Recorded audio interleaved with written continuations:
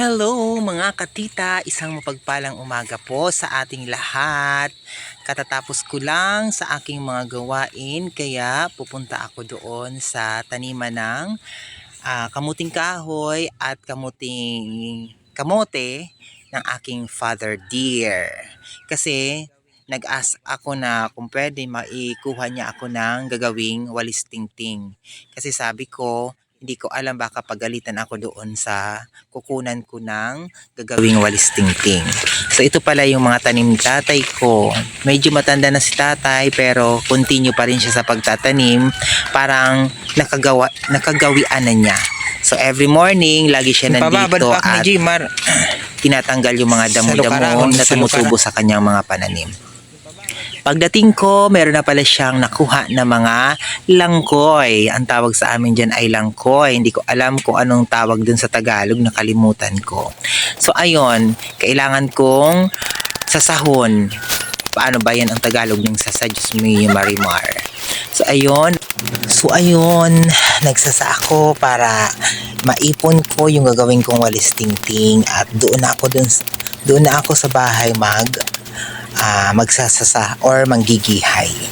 Syempre, medyo natagalan na ako sa mga gawaing ito kaya medyo hirap ako kumilos lalo na madilim yung mata ko, baka sugat ako. Alam mo naman, medyo takot ako sa dugaw.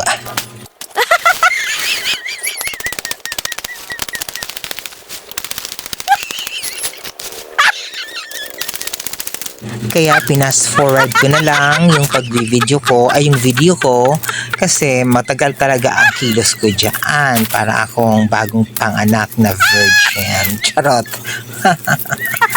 So yun, lagay ko sa sako yung aking mga langkoy for adults at syempre kailangan nakabuka ka ako dyan. Charot, wala lang akong masabi.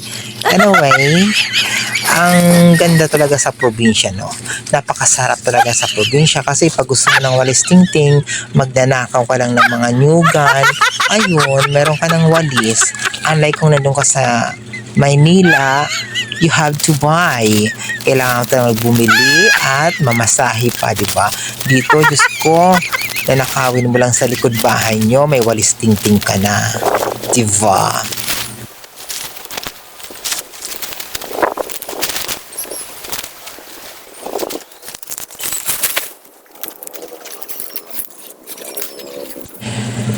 Pero in fairness, natagalan ako talaga dyan mag-i-phone ng mga Langkoy National High School. Kasi nga, di ba, hindi na ako sanay sa magawaing mahihirap. Alam niyo na, naging mayaman ako. That's why, hirap na hirap ang inyong lola. So yun, sige pa rin ako ng ipon ng mga Langkoy National High School dahil nga, kailangan ko ilagay na sa sako ang kulit nyo. Liya man siya babahignit, sigan piya it doon, tala ko lang ang lata, sigan orang. Ay, makadinak! Puyit ang gudak ining vavahignet. So ayan, inuli na laak, kain pangray na ak.